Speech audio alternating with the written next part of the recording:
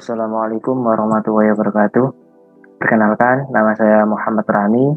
Saya dari Universitas Islam Darul Ulum Lamongan, Fakultas Ekonomi, Prodi Manajemen. Di sini saya akan menyampaikan tentang apa itu materi tentang rumusan masalah. Nah, jadi sebelumnya saya share screen dulu.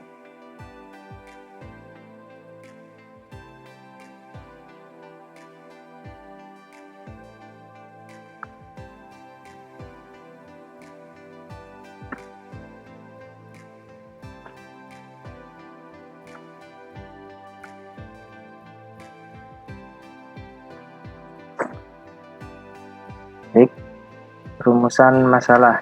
Nah, apa yang dimaksud dengan rumusan masalah? Di dalam proposal penelitian mengenal dan merumuskan masalah dengan jelas adalah bagian terpenting dan juga termasuk yang paling menantang proposal.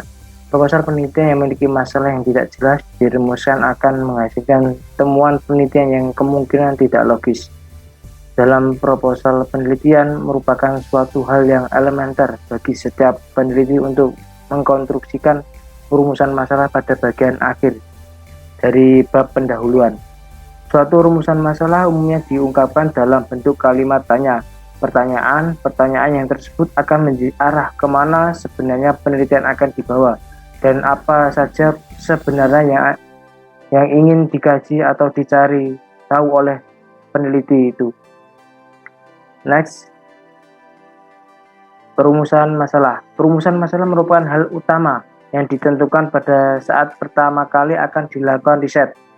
Surya Sumantri tahun 2003 dan 312 menyebutkan bahwa rumusan masalah merupakan upaya untuk menyatakan secara tersurat pernyataan apa saja yang ingin kita cari. Jawabannya dapat dinyatakan bahwa rumusan masalah merupakan pernyataan spesifik mengenai ruang lingkup masalah yang akan diteliti.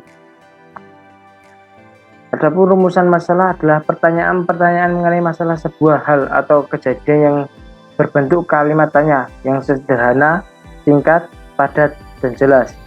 Itu salah satu rumusan masalah. Salah satu pengertian rumusan masalah ya.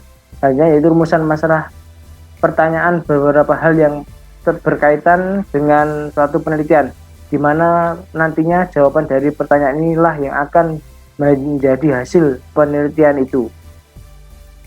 Next, selanjutnya bentuk-bentuk rumusan masalah dalam sebuah penelitian. Yang pertama yaitu rumusan masalah deskriptif. Rumusan masalah yang berkenaan dengan pertanyaan terhadap keberadaan variabel mandiri, baik hanya pada satu variabel atau lebih variabel yang berdiri sendiri. Yang kedua, rumusan masalah komparatif. Rumusan masalah penelitian yang membandingkan keberadaan suatu variabel atau lebih pada dua atau lebih sampel yang berbeda atau pada waktu yang berbeda. Yang ketiga, rumusan masalah asosiatif. Suatu rumusan masalah penelitian yang bersifat menanyakan hubungan antara dua variabel atau lebih. Selanjutnya, rumusan masalah deskriptif. Rumusan masalah deskriptif adalah rumusan masalah yang memuat pertanyaan tentang suatu hal yang variabelnya berdiri sendiri. Contohnya, bagaimana kondisi pelayanan publik di Kota Bandung, bagaimana peran pemuda dalam mengembangkan argoni industri di Kota Bandung, seberapa tinggi tingkat efektivitas penerapan kurikulum pendidikan saat ini. Nah, itu salah satu contoh dari rumusan masalah deskriptif. Selanjutnya ya rumusan masalah komparatif. Rumusan masalah komparatif adalah rumusan masalah yang pertanyaannya membandingkan suatu hal dengan suatu hal yang lainnya. Jadi saling dibandingkan. Itu masalahnya. Contohnya ya, apakah terdapat perbedaan tingkat produktivitas antara karyawan negeri dan karyawan swasta. Nah, itu salah satu bentuk rumusan masalah perbandingan. Jadi dibandingkan antara kualitas karyawan negeri dan kualitas karyawan swasta, produktivitasnya ya. Yang kedua, adakah perbedaan konsumsi memori antara aplikasi Android dan aplikasi iOS. Nah, itu salah satu contohnya. Adakah perbedaan kompetensi mengejar antara guru SD, SMP, dan SMA? Jadi bandingkan antara kompetensi guru tingkatan SD, tingkatan SMP, dan tingkatan SMA. Selanjutnya, rumusan masalah asosiatif.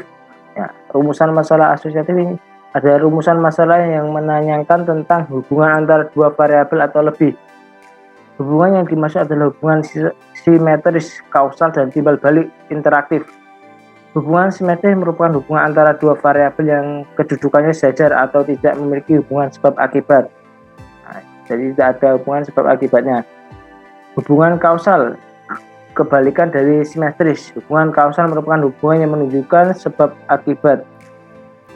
Yang ketiga, hubungan timbal balik interaktif. Hubungan timbal balik adalah hubungan yang sifatnya saling mengaruhi. Nah, ini contohnya untuk hubungan simetris. Apakah hubungan antara tingkat penjualan payung dengan jumlah pengemudi di Indonesia? Nah, otomatis tidak ada hubungannya, karena hubungan simetris adalah merupakan hubungan antara dua variabel yang kedudukannya sejajar atau tidak memiliki hubungan sebab akibat. Nah, jadi tidak memiliki sebab akibat antara penjual payung dengan jumlah pengemudi di Indonesia. Itu salah satunya. Yang kedua yaitu hubungan kausal. Contohnya adalah, adakah pengaruh antara cuaca dengan jumlah penjualan payung di Indonesia? Nah, otomatis ada pengaruhnya, karena hubungannya ada merupakan hubungan yang menunjukkan sebab akibat. Nah, sebab ada hujan, akibatnya penjualan payung meningkat. Nah, itu hubungan sebab akibat. Yang ketiga, hubungan timbal balik atau interaktif. Contohnya ya, bagaimana pengaruh gaji terhadap kinerja karyawan PT ABC. Gaji bisa mempengaruhi kinerja karyawannya, kinerja karyawan juga bisa mempengaruhi gaji. Nah, itu salah satunya. Jadi hubungan timbal balik, jika karyawan gaji dengan pekerjaannya itu sepadan, otomatis karyawan semangat untuk bekerja. Jika gaji dan gajinya lebih rendah, terus kerjaannya berat, otomatis karyawan kurang semangat karena tidak ada upah yang seimbang dengan kerja yang telah dilakukan oleh seorang karyawan tersebut. Selanjutnya, ciri-ciri rumusan masalah yang efektif adalah satu, yang pertama ya, pertanyaan penelitian haruslah menarik, aktual, ada paradoks dan sejauh mungkin diterapkan pendekatan yang berbeda. Yang kedua, pertanyaan penelitian harus relevan dengan topik penelitian yang dikaji dan diperkuat dengan maksud untuk mengisi potongan teka-teki yang hilang atau membuat hubungan antara fenomena sosial yang dikaji. Yang ketiga, pertanyaan penelitian harus diformulasikan dengan jelas. Buat pertanyaan yang membumi dan batasan variabel yang diteliti. Yang selanjutnya, pertanyaan yang diajukan harus membawa implikasi penelitian dapat dijelaskan. Lanjut, next. Nah, ini beberapa langkah membuat rumusan masalah sebagai berikut. Yang pertama, tentukan fokus penelitiannya. Kita mau meneliti apa? Yang kedua, cari berbagai kemungkinan faktor yang ada kaitannya dengan fokus tersebut. Dalam hal ini dinamakan subfokus. Nah, yang ketiga, cari antara faktor-faktor yang terkait dengan pengkajian mana yang sangat menarik untuk diteliti. Kemudian tetapkan mana yang dipilih. Nah, satu.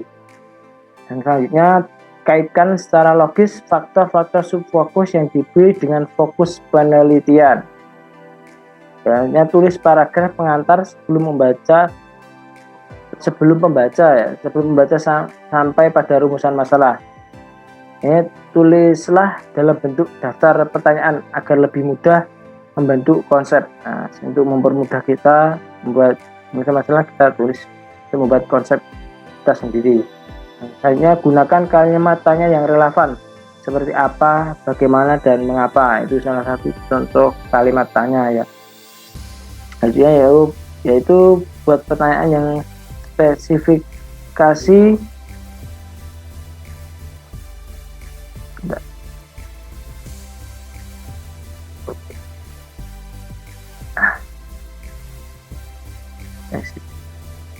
Nah, itu yang dapat saya sampaikan, kurang lebihnya mohon maaf. Bila dari teman-teman ada yang ingin ditanyakan, mungkin bisa tulis di kolom komentar. Nanti video ini saya akan upload di YouTube, teman-teman bisa lihat dan bisa bertanya melalui komentar jika kurang jelas apa yang saya sampaikan. Kurang lebihnya saya mohon maaf. Saya akhiri. Assalamualaikum warahmatullahi wabarakatuh.